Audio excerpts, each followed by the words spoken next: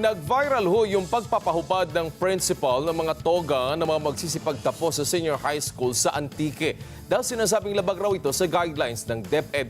Pero pinalagan siya ng mga magulang at ng mga estudyante. Habang ang DepEd itinanggi ang nasabing panuntunan. Magbabalita si Mean Corvera.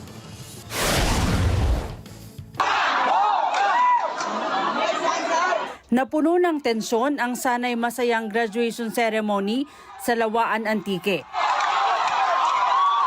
Yan ay matapos ipahubad ng principal ng Colonel Roberto Abellon National High School ang toga ng senior high school class na magtatapos. Sa viral video nitong Martes, inianunsyo ng principal na hindi raw dapat magsuot ng toga ang mga magtatapos na estudyante batay sa tinatakdang guidelines ng Department of Education.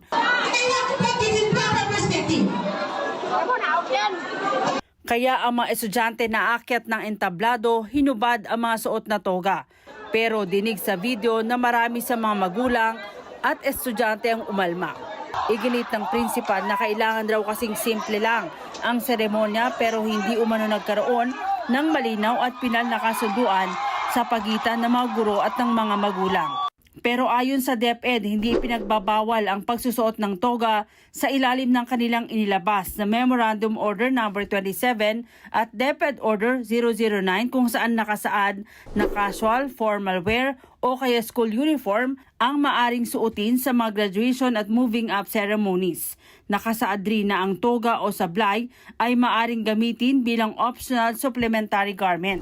Sa isang statement, sinabi ng DepEd na ikinalulungkot nila ang nangyari at tiniyak na iimbestigahan ang insidente.